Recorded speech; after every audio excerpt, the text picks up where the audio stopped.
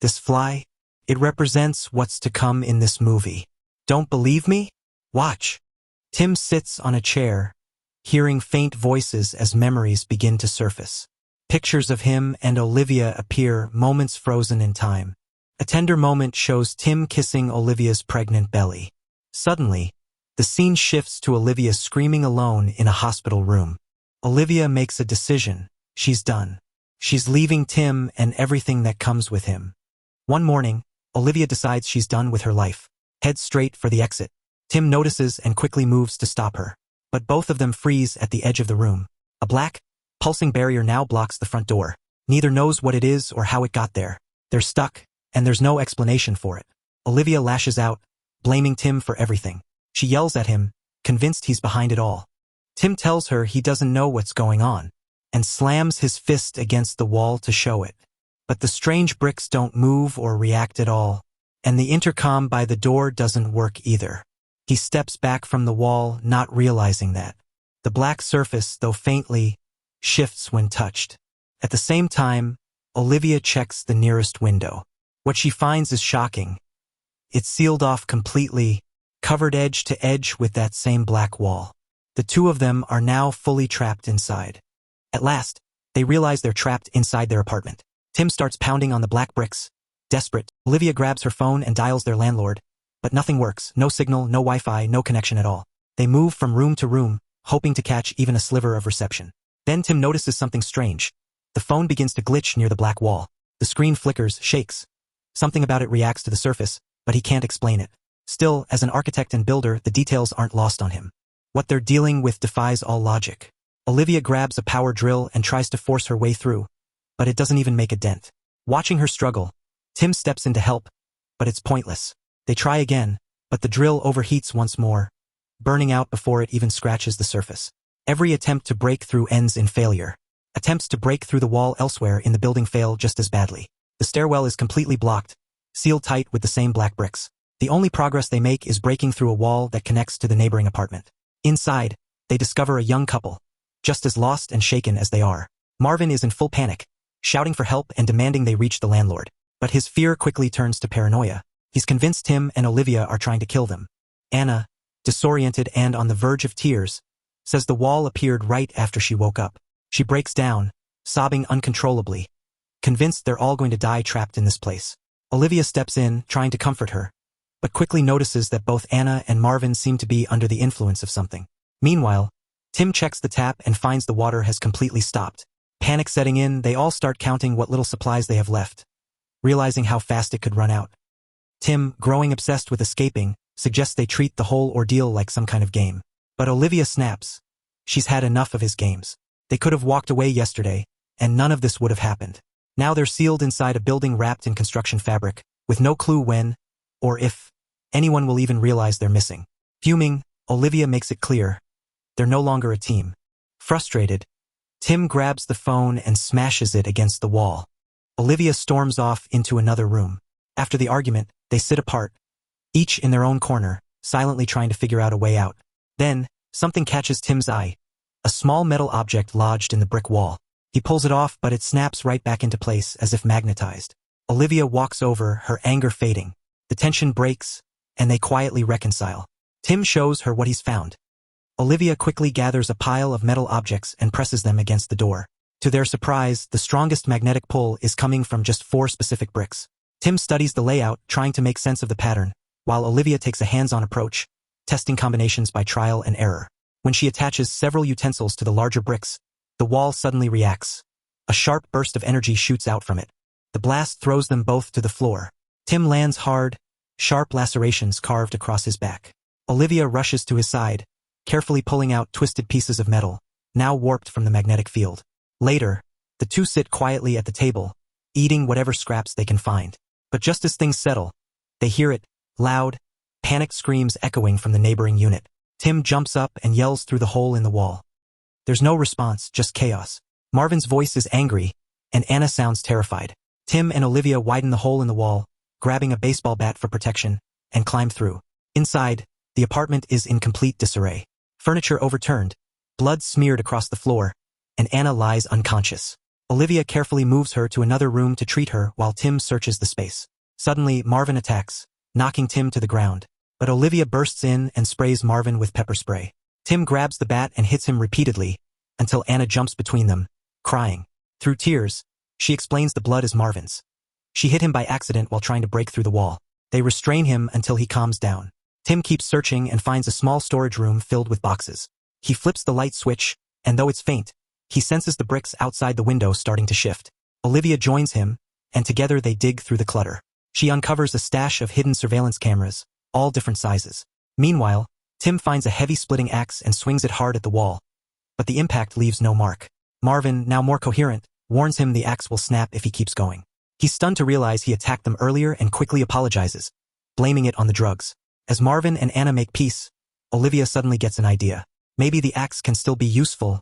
Olivia proposes a new plan. If they break through the floors, they might reach the basement, where an old bomb shelter supposedly connects to the subway tunnels. The group springs into action. Tim rips up floorboards, Olivia digs through the compacted soil beneath, and Anna, half serious, wonders if aliens are behind everything. Marvin, still paranoid, insists it's all the landlord's doing. After hours of work, they finally clear a hole big enough for someone to squeeze through. Tim volunteers to go first, but as he drops to the next floor, he's greeted by Mr. Oswald, his downstairs neighbor, pointing a pistol straight at him. Oswald demands Tim leave, refusing to share any of his supplies. That's when his granddaughter, Leah, appears. Calm and firm, she convinces her grandfather that hiding and hoarding won't save anyone. They need to work together. Olivia agrees there is an exit through the tunnels. Oswald finally nods. Once everyone climbs down, Marvin asks to be untied. Tim agrees but warns him, if you pull anything again, it won't be a bat next time.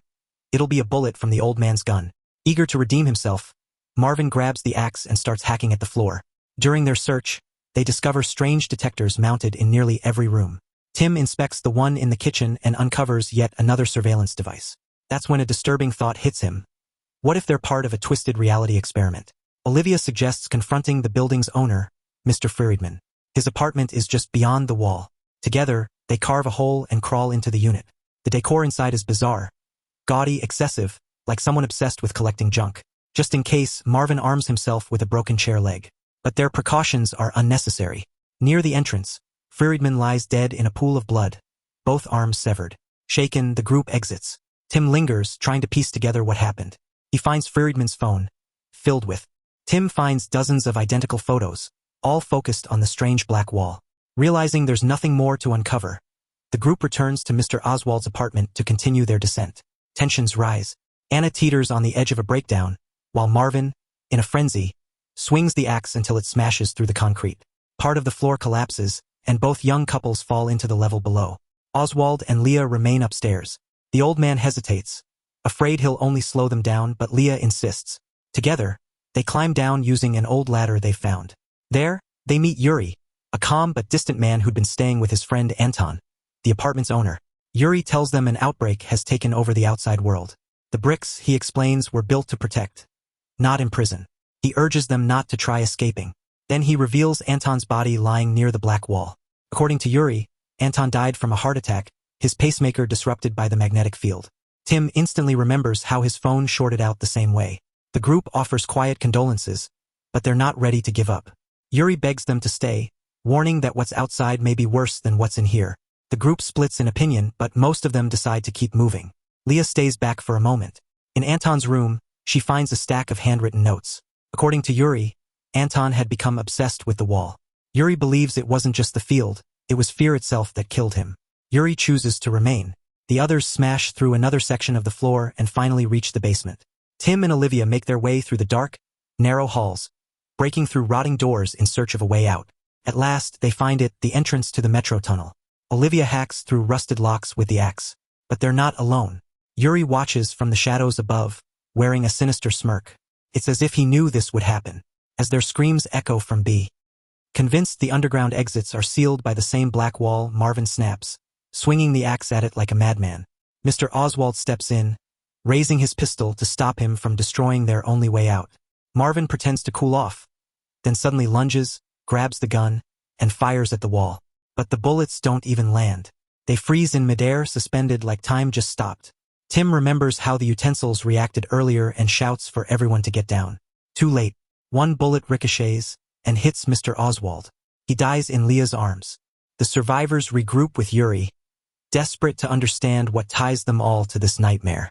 That's when Anna speaks up. Maybe it's death. Or at least being close to it. She had a near-death experience once. Leah was there when her mother passed.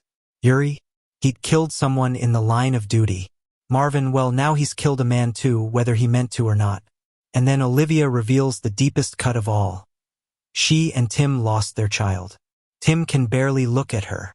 He walks off. Olivia follows, pushing him to finally confront their grief. That tension sparks a new idea. Tim wants to search Friedman's apartment for answers. At the same time, Leah and Olivia examine Anton's notes, finding a strange encrypted code they believe could lead to an exit. Back in Friedman's place, Tim, Marvin, and Anna discover a hidden control panel connected to a secret room. Meanwhile, Olivia and Leah dig deeper and realize Anton wasn't just some paranoid shut-in. He worked in nanotech. His desk is full of shattered gadgets, and according to Yuri, Anton destroyed them when he couldn't figure out the wall. Yuri once again warns. What's outside might be worse. Radiation, toxins, something unnatural. But Tim's not backing down. Using flour, he reveals fingerprint patterns on the keypad and narrows the code to 24 possibilities. He cycles through them one by one until, click, the secret door opens. Inside, just a surveillance hub. Dozens of cameras watching every inch of the building. But then they see it. One recording shows the exact moment the wall first appeared. And while they process that, Leah makes a horrifying discovery. Anton didn't die of terror or a heart attack. There are bruises on his neck. He was strangled. Yuri lied. Marvin's had enough. He heads off to confront him. And just as the group scrubs through more footage, they see it. Anton. Snapping The footage reveals it all. Anton had opened the wall. Just moments before his death, he took a selfie with the glowing doorway. But then Yuri. Marvin finds him in Anton's apartment, burning the last of his notes, the only clue they had to escape. And lying lifeless on the floor is Leah. Back in the surveillance room, the rest of the group watches in horror as the footage confirms it. Yuri murdered Anton. Tim doesn't wait. He grabs the gun and runs. He finds Marvin being choked out by Yuri. As Tim bursts in, Yuri drops Marvin and lunges at Tim instead. The two struggle, and just when it seems like Yuri will kill Tim too, Marvin wakes and slams him in the head. Olivia runs in and begs them not to kill him. He might know how to get us out. Tim hesitates, then knocks Yuri out cold. They tie him up, and Tim gives Marvin the gun. While Olivia mourns Leah's death, Tim picks through the burned remains of Anton's notes. Among them, he finds a clue. The bricks, maybe they form a code. Morse or binary. And then he notices Anton's business card. It links him to a building that caught fire the day before. It's all connected. When Yuri wakes, they press him for answers. With a gun to his head, he finally talks. The wall, it's a barrier, designed to protect against disasters, nuclear attacks, chemical warfare. The fire yesterday triggered a system glitch.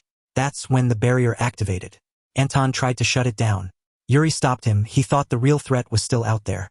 Marvin loses it and beats him until Anna calls them to the screen. They see Anton's old desk where he had been building a mobile app, one that could open the wall using a QR code. Anton's laptop is destroyed, but Tim has a plan. He recovers the app from Anton's phone and transfers it to a working device.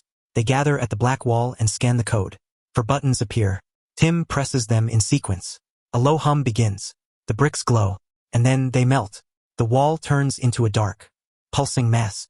It looks alive. Anna reaches out. It doesn't hurt her. She pushes her hand in deeper, says she can feel something moving inside. Yuri, still tied up, begins to laugh. You're all going to die. Marvin begs Anna to stop, but she's stuck. They try to pull her out, but the wall hardens around her. It swallows her whole. All that remains is half her body in their hands. Marvin screams. He turns to Yuri, who's smiling. A gunshot rings out. Marvin shoots Yuri dead, then silently walks straight into the wall after Anna. Now it's just Tim and Olivia, broken, alone. But for the first time, they talk. Really talk. They find peace, maybe even forgiveness. Then, Tim looks at the app and says, "Let's try a different button." Tim suggests trying a different button. Olivia notices something. Each button triggers a unique flash pattern on Anton's gadget. From the old surveillance footage, they realize Anton already knew the correct sequence. They count the flashes, piece it together, then head back to the wall one final time. But they don't realize Yuri's awake. He ambushes Tim, then turns to Olivia, who slips and falls into the basement. Tim doesn't hesitate. He throws Yuri in after her, then jumps down himself. Yuri digs through trash for a weapon while Tim and Olivia run, locking themselves in a storage room. Tim holds one door shut. Olivia frantically enters the code on the other. Just then, the blackness behind the door starts to shift. A faint glow. Hope? Tim yells for Olivia to run. Yuri bursts in, blade in hand, but Olivia strikes first. She kills him. Silence. They step through the opening tunnel and are met with sunlight. They're outside. The city is still standing. They made it. The wall fades, but the scars remain. This is spoiler fade.